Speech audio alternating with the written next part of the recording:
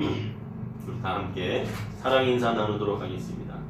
하나님 우리의 창조자 되십니다. 하나님은 우리의 창조자 되십니다. 하나님은 우리의 구원자 되십니다. 하나님은 우리의 구원자 되십니다. 하나님 우리의 전능자 되십니다. 하나님은 우리의 전능자 되십니다. 할렐루야. 그루터기 신앙 세 번째 오늘 이 시간 예수의 흔적을 가진 사람이라는 말씀의 제목으로 함께 나누도록 하겠습니다.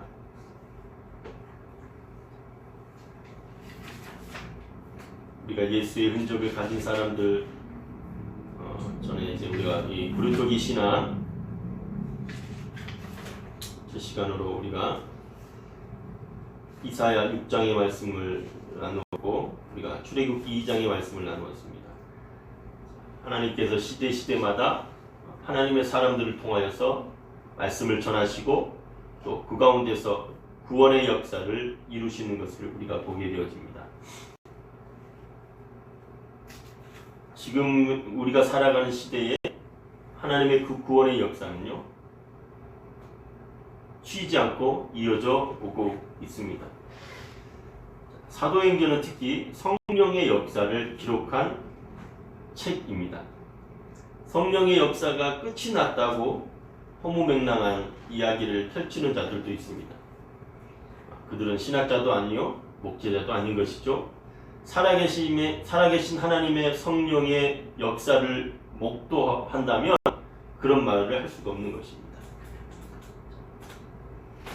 우리 TV 광고 카피 중 하나를 제가 한번 패러디해 보겠습니다. 니들이 성령의 역사를 알아? 우리에게 주어지는 이 메시지는 굉장히 큽니다. 하나님의 성령의 역사를 알지도 못하는 자들이 하나님의 성령을 경험해 보지 못한 자들이 하나님의 말씀을 증거한다는 것이 인본주의적이고 자기중심적인 말씀의 메시지들이 선포가 되어진다면 하나님의 이 역사는 살아 움직여서 우리들의 심령을 쪼개고도 남음이 있는 그러한 역사가 있지 않다는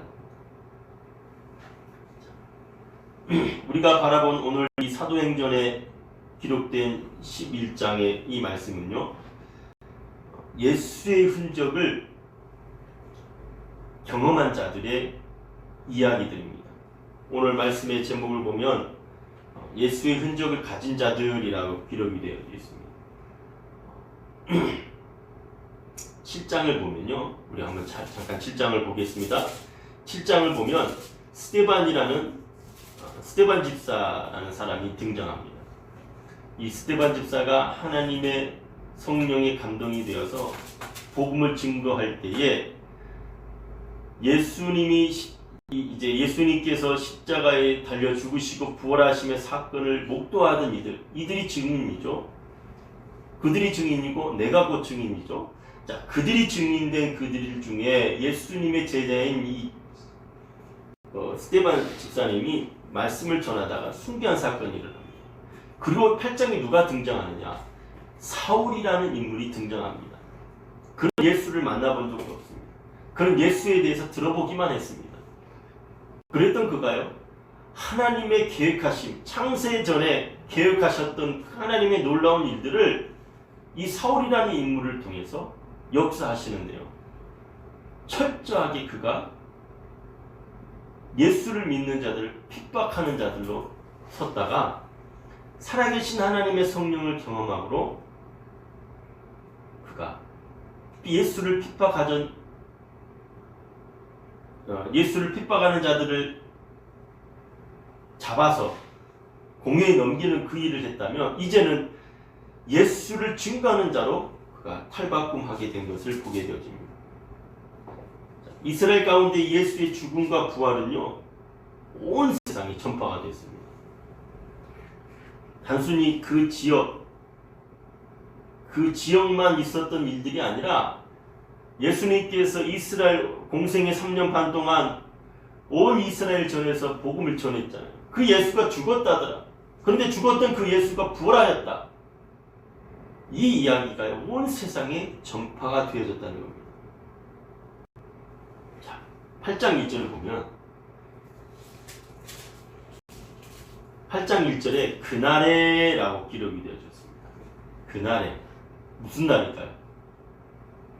자, 오늘 이제 이 말씀을 우리가 읽을 때에 시간차적인 간격이 있긴 있습니다. 그러나 예수님께서 이 땅에 우리 가운데 오셔서 하셨던 말씀들을 기억해 보면 그날에라는 의미가 우리에게 어떤 의미인지를 이해할 수가 있습니다. 마태복음 28장 19절에서 20절에 그러므로 너희는 가서 모든 민족을 제자로 삼아 아버지와 아들과 성령의 이름으로 세례, 침례를 베풀고 내가 너희에게 분부한 모든 것을 가르쳐 지키게 하라. 볼지어다 내가 세상 끝날까지 너희와 함께 항상 함께 있으리라 하십니다.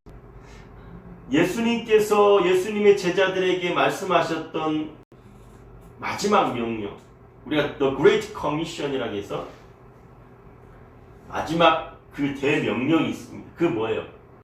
아버지와 아들과 성령의 이름으로 세례를 베풀라, 침례를 행하라 라는 겁니다. 예수님이 십자가에 죽으시고 부활하신 사건을 경험했고 또 120문도에 예수님의 제자들이 모여서 마가의 다락방에서 기도하다가 방언이 터지고요. 하나님의 성령을 경험하게 됩니다. 그들이요. 이스라엘이라는 나라 안에서 복잡 복음을 전하긴 했어요. 역사가 일어나긴 했습니다. 문제는요. 마태복음 28장의 말씀이 이루어지지 않는 겁니다. 뭐죠? 모든 민족으로 all nation 모든 민족으로 제자를 삼으라는 이 일에 이들이 두려워했든지 아니면 방법을 몰랐든지 그들이 그대로 있더라는 겁니다. 그때에 8장 2절에 1절에 이렇게 합니다. 그때에 예루살렘에 있는 교회에 큰 박해가 있다라고 합니다. persecution이라는 단어는요, 그냥 단순하게 싫어하는 게 아니고요. 우리가 예수를 믿는 그 자체가요, 그들에게는요, 혐오예요. 그들에게 보기 싫은 겁니다. 그러니까 가만히 내버려 둬서는 안 돼요. 싹을 자르려고 그랬죠. 예배를 못 드리게 하고요. 하나님을 찬양하지 못하게 하고요. 모이는 것조차도 그들에게 간섭을 받는 겁니다. 이게 박해라는 겁니다. 그런데 이 땅에, 이 대한민국의 이 사람들이 알지를 못한다는 거예요. 자, 그때 어떤 일이 일어나요?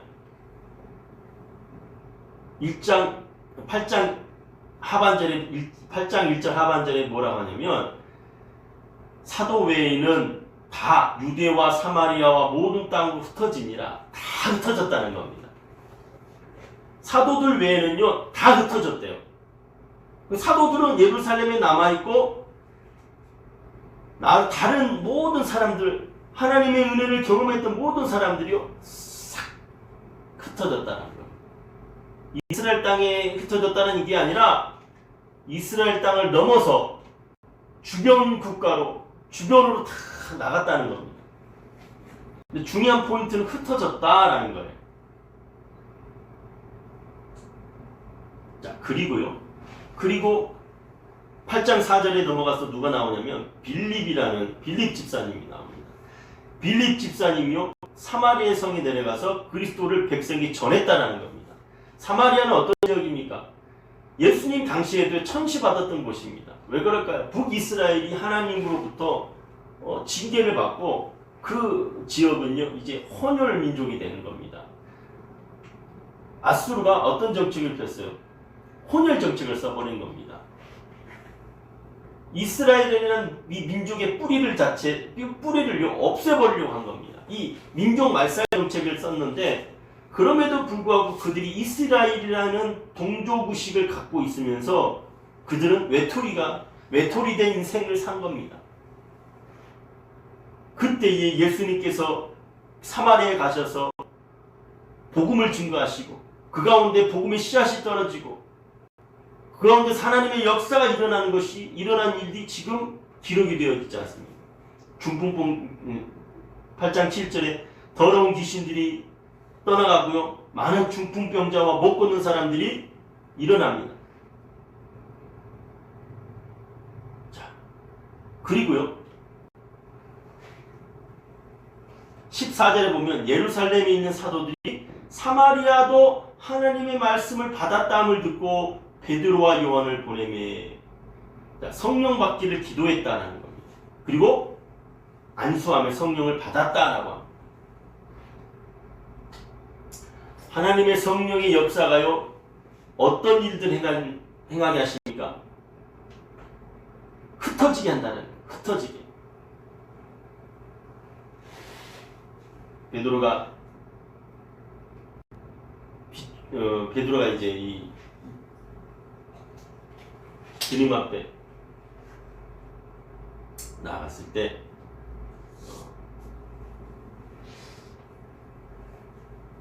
변화산상에 나타나신 주님을 보고 주여 내가 여기가 좋사오니 내가 여기에 초막 셋을 짓고 내가 주님과 함께 살겠습니다. 그냥 나 여기서 영원히 주님과 함께 살고 싶습니다. 여기가 좋사오니.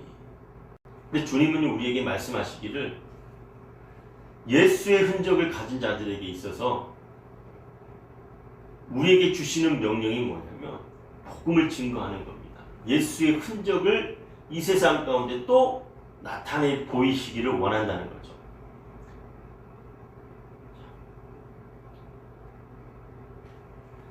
8장 4절에요.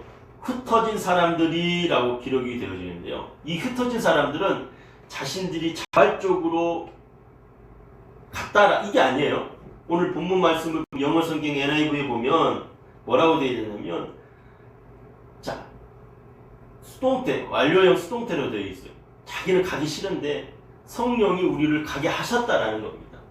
무슨 일을 어떻게 겪었든지 간에 그들이 가서 하나님의 사람됨을 그들이 나타내 보였다라는 겁니다. 그래서 어떤 일이 일어납니까? 우리 한번 볼까요? 11장에 한번 봅시다.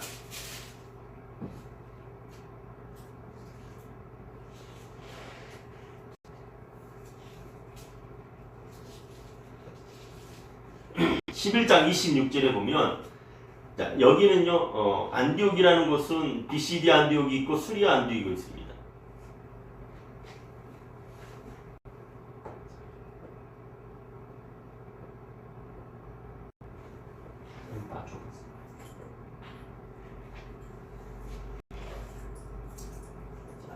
여기가 이제 수리아 안디옥이고요. 이쪽이 BCD 안디옥. 여기 어디냐면 이제 지금의 이제 그 시리아 지역입니다. 여기가 이제 예루살렘이고 위에 레바논, 지금의 레바논, 그다음에 여기가 시리아 안디옥입니다. 자, 사도 바울이 이제 1차, 2차 전도 여행을 했던 지역인데요. 자, 오늘 이제 11장 26절에 보면 바나바가 사울을 찾으러 다소에 가서 만남에 안디옥에 데리고 와서 둘이 교회에 1년간 모여 있어 큰 무리를 가르쳤고 제자들이 안디옥에서 비로소 그리스도인이라 일컬음을 받게 되었다.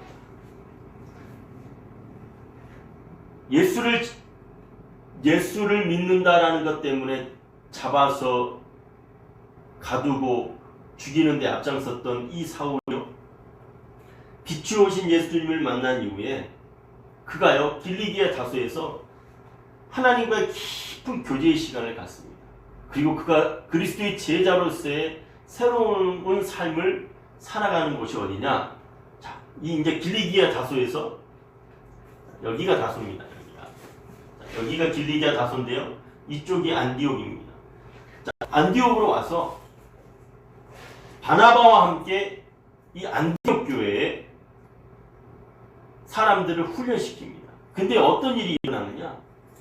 사람들이 모두가 다 그들을 그리스도인이라 불렀다는 겁니다.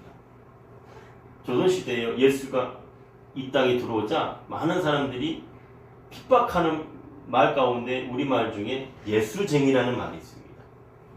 예수쟁이라는 말은 어떤 면에서는 부정적인 이미지가 담겨져 있죠. 그러나 우리에게 있어서는요, 이 예수쟁이라는 이 말 가운데 예수의 흔적, 이 트레이스, 예수의 흔적을 지녔다라는 겁니다. 사람을 죽이던 자가, 살인자가 변화돼서 복음을 전하는 전도자가 되는가 합니다. 아무것도 이룰 수 없는 모든 것을 포기했던 자들이요, 예수의 그 흔적을 경험함으로 그의 생명이 살아나는 역사가 한국교회에 있었던 겁니다. 우리의 삶이 절망 가운데 있을지라도 하나님의 성령이 우리와 함께 하신다면 하나님 우리를 통하여서 기적을 이루십니다. 자, 우리 이 문구 한번 볼까요? 사람이 사람을 만나면 역사를 이룹니다. 지금까지 이루어진 역사는요, 그렇게 이루어졌습니다. 그러나 사람이 하나님을 만나면 기적을 만듭니다. 우리는 아무것도 할 수 없다고 하지만 하나님께서는 우리를 통하여서 하나님의 성령이 말씀하심으로 놀라운 일들을 이루어 가신다는 겁니다. 주 예수를 믿으라. 그리하면 너와 내 집이 구원을 얻으리라. 마른 막대기와 같았던 내가요, 하나님의 성령의 인치심으로 사용되어집니까? 어떻게 되어집니까? 복음을 전하는 전도자가 되는가 합니다. 하나님 없이 살아가는 인생은요, 그의 마지막이 종착점이 무엇입니까? 결국 죄의 종로로 타는 사람으로 마무리한다는 겁니다. 자, 하나님의 사람들이 우리끼리만 살자고 여기가 좋사오니 큰 대궐을 지어놓고 우리끼리 살아가는 어떤 그런 쿵남 공동체를 만든다면 하나님 우리를 흩으신다는 겁니다. 어떻게 해요? 환난을 통해서. 하나님의 백성들, 하나님의 사람들에게 이 환난은요, 고통일 수도 있습니다. 그러나 하나님께서는 이 환난을 통해서 하나님의 일을 이루시는 도구로 사용하십니다. 방법으로 사용하신다는 거죠. 무엇이 증거되도록? 예수가 증거되도록. 그래서 그 예수의 증거의 흔적이 성령의 역사로 나타나게 하신다는 겁니다.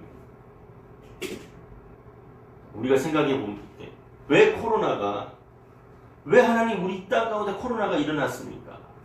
아무리 과학적으로 접근을 하고 우리가 아무리 인류학적으로 접근을 할지라도 이해할 수 없는 일들이 일어나는 거예요. 2009년도에 신종플루가 발생했습니다. 그때만 해도 사람들은 금방 다 나을 거라고 생각을 했죠. 저 또한 신종플루 때 보면 별거 아니라고 생각했어요. 인플루엔자니까요. 자, 근데 뭐예요? 2012년에 이 중동에서 메르스가 발병이 됐어요. 한국에는 2015년도에 들어왔습니다. 그때 어떻습니까? 그때도 한번 나라가 뒤집어졌습니다. 신종플루를 경험했음에도 불구하고 2015년도에 메르스를 겪으면서 사람들은 이상하다, 이 다음에는 더 센 게 오겠는데 라고 하면서 준비를 하기 시작합니다. 2019년 우한폐렴, 중국 우한에서 발병했다 해서 우한폐렴이라고 합니다. 그 우한폐렴을 이제는 세계보건기구에서 한 특정 지역을 얘기하지 말자 해서 코로나19, 코비드19라고 해서 이제 그렇게 코로나라고 부르기로 했습니다. 자, 그런데요, 문제는 그게 아니라 왜 하나님께서 이 땅 가운데 코로나를 허락하셨을까? 그리고 이 땅 가운데 이루어지는, 자연되어지는 그리스도인들을 향한 이 많은 어려움들은 뭐라고 설명할 수 있을 것인가? 저는 마태복음 28장 19절 20절 말씀, 이 하나님의 그 대명령을 더 묵상하게 되었습니다. 마지막 때가 되면 하나님께서 이 키를 두고서요, 이 바람이 날리시는 거예요. 알곡과 가라지는 다 떨어질 것이고, 알곡은 떨어질 것이고 가라지는 바람에 날아가 버릴 겁니다. 그리고 하나님께서 이제 하나님의 백성들 추수하기 위해서 이제 하나님의 이 작업하시는 거예요. 환난을 통해서, 고난을 통해서 무엇을 작업하시느냐. 이제 마지막 때가 됐다라는 겁니다. 그러면 우리 그리스도인들에게 하나님이 요구하시는 게 있어요. 뭐냐? 여기가 좋사오니가 아니라 복음을 들고 세상 가운데 나아가야 된다는 겁니다. 어떻게 해요? 예수의 흔적을 지니고서 나아가야 된다는 겁니다. 더군다나 예수의 흔적을 알지 못한다면 예수의 흔적을 지녀야 되겠죠. 이게 바로 하나님의 성령입니다. 하나님의 성령이 너희에게 임하시며 너희가 권능을 받고 예루살렘과 사마리아와 땅끝까지 이르러 내 증인이 되리라 하셨던 사도행전 1장 8절의 말씀을 우리가 되새겨봐야 할 겁니다. 그렇다기는요, 한번 배워버리면 생명이 끝나버렸다고 사람들은 다들 생각합니다. 그리고 다 파헤쳐버리죠. 그러나 하나님께서는요, 이미 끝이라고 생각했던 그곳에 생명을 낳게 하십니다. 이게 하나님의 역사입니다. 우리는 아무것도 할 수 없습니다. 그러나 하나님이 행하신다면 우리가 아멘으로 받아들이고 하나님 앞에 엎드려 나아간다면 하나님이 이루신다는 겁니다. 할렐루야. 이제 우리가 마지막에 어떻게 쓰임받을 것인지 여러분 궁금하지 않으십니까? 두려워하십시오. 그리고 감사하십시오. 하나님 앞에 순종하십시오. 그때의 하나님의 역사에 큰 주역이 되실 겁니다.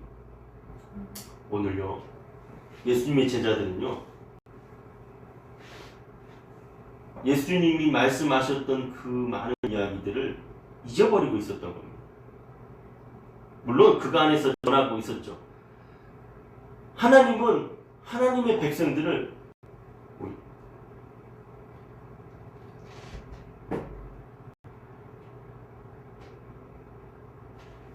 하나님은 하나님의 백성들을 하나님의 방법대로 이루어 가시는 거예요. 역사에 가시는 거죠. 우리는 알 수가 없어요. 사울이라는 한 사람을 하나님께서 이미 계획하시고 작정하셨어요. 그는 길리기아 다소에서 태어났습니다. 그것은 어떤 곳이었습니까? 문화적이고, 자, 한번 봐볼까요? 이 길리기아 다소는요, 유대인 이스라엘 땅이 아닙니다. 어디입니까? 여기는요, 군사와 문화와 경제, 모든 지리적인 요충지입니다. 동서양을 연결하는 그 지렛대와 같은 곳이, 이곳이 어때요? 이곳이 터키 지역입니다. 시리아, 터키를 연결하는 이곳이 유럽으로 연결되고 아시아와 연결되는 중요한 지역이었던 겁니다. 그곳에서는요, 언어가 발달했고요, 문화가 발달했습니다. 그곳에서 하나님은 이 길리기아 다소라는 곳을 통해서 이미 사울을 준비하셨습니다. 사울은 그곳에서 태어났고요, 유태인이었습니다. 그리고요, 가말리아의 제자로서 배워야 할 게 다 배웠습니다. 학문적으로 배워야 할 게 다 배웠죠. 언어를 배웠죠. 문화를 압니다. 그러니 하나님은 사울을 통해서 세계 복음화의 초석이 될 수 있는 놀라운 일을 행하시는 겁니다. 그래서 그를 로마로 데리고 가시는 겁니다. 그 로마에서 그가 하나님의 말씀을 증거함으로 온 세계의 말씀이 복음이 증거됐던 것처럼 우리에게 고난이 죽음이 아니고 우리에게 고난이 아픔이 아니라 우리에게 그 고난을 통해서 하나님의 놀라운 일들을 우리가 감당하는 우리를 주역으로 이끄신다는 것을 믿고 감당하는 저와 여러분 되길 소망합니다. 할렐루야. 이제 흑암의 세력들이요, 우리를 더 목주와 다가오는 것을 알 수 있습니다. 제가 어제 두려움을 느꼈어요. 하나님 이제 어떻게 복음을 전하나요? 차별금지법이 통과되고 동성애법이 통과가 되면 하나님 이 땅에서 우리가 어떻게 복음을 전할 수 있을까요? 이제 교회가 하나님 어떻게 유지가 되나요? 갑자기 그런 두려움이 찾아오는 겁니다. 나는 할 수 있을까? 라는 고민을 하게 됩니다. 근데 성령이 저로 하여금 한 대 때리는 겁니다. 뭐라고 합니까? 오늘 아침에 찬양을 듣는데 이 세상 험하고 또 뭐죠? 나 비록 약하나, 그 찬양이 영어의 가사의 제목이 뭐냐면 Jesus paid it all. 예수님께서 다 지불하셨대요. 예수님께서 다 감당하셨대요. 그리고 선포하라고만 우리에게 얘기하셨는데 그걸 못하는 겁니다. 왜? 두려움이 찾아요. 세상이 우리에게 이 두려움으로 모든 것을 장악해버렸습니다. 아무것도 할 수 없게끔 만들어버렸습니다. 그때 주님 우리에게 얘기하십니다. 선포하라. 나아가라. 그리스도인으로 살아가라. 예수의 흔적을 가지고서 너희가 이 세상 가운데 나아가라. 할렐루야. 그 무엇과 그 어떤 것을 전하겠습니까?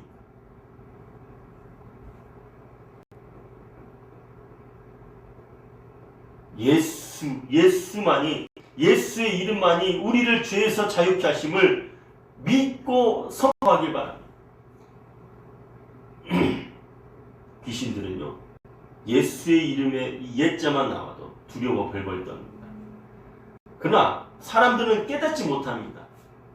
너희가 보기는 보아도 듣기는 들어도 알지 못한다는 겁니다. 왜 그럴까요? 예수의 생명이 그 안에 없기 때문입니다. 할렐루야. 우린 예수 안에서 살고 예수 안에서 죽는 주의 군사입니다. 주의 병기입니다. 하나님의 성령이 우리와 함께함으로 담대히 나아가서 주의 복음을 전하는 저와 여러분이 되길 소망합니다. 이제요, 사도 바울이 예수의 이름을 걸고 나아갔는데 사도 바울이 어떤 일을 경험합니까? 예수를 전하다가 매 맞고요, 돌을 맞아 죽는 것 다 죽었습니다. 곧 다 죽었습니다. 성 밖으로 내보냈습니다. 던져버렸죠. 그때 하나님께 그를 살리십니다. 그 과정을 통해서 하나님의 역사를 이루시는 겁니다. 준비된 하나님의 사람들을 하나님께서 이끄셔서 복음을 듣게 하시고요, 그들을 통하여서 하나님의 놀라운 일들이 이루어 가신다는 것을 의심치 마시기 바랍니다. 하나님은 준비된 자 한 사람, 10,000명, 1,000명이 아니라 준비된 자 한 사람을 하나님은 부르십니다. 그들을 통해서요, 외치는 자 그들을 통해서 하나님의 놀라운 일들이 이루어 가신다는 겁니다. 할렐루야. 겨자씨만한 믿음을 가졌다면 두려워하지 마십시오. 그 겨자씨만한 믿음이요, 장성하여서 큰 거목이 될 거라는 겁니다. 자, 하나님은 우리에게 그 믿음을 요구하십니다. 그 겨자씨만한 믿음을 요구하십니다. 주는 그리스도시요 살아계신 하나님의 아들이십니다 라고 고백했던 베드로와 같이 하나님이 우리의 창조자 되시고 하나님은 우리의 구원자 되시며 하나님은 우리의 전능하신 분이심을 믿는다면 믿어 의심치 마시고 나아가는 저와 여러분이 되기를 소망합니다. 할렐루야. 하나님을 만나면요, 기적이 일어납니다. 이 세상 기적이 없어요. 하나님의 성령을 제한하지 마십시오. 하나님의 성령은요, 우리의 마음밭에 씨앗이 떨어지면 나이와 상관없이, 부자와 가난한 자 상관없이 하나님의 일들을 이루실 거랍니다. 무식한 자나 많이 배운 자나 상관없이 하나님의 일을 이루실 거라는 겁니다.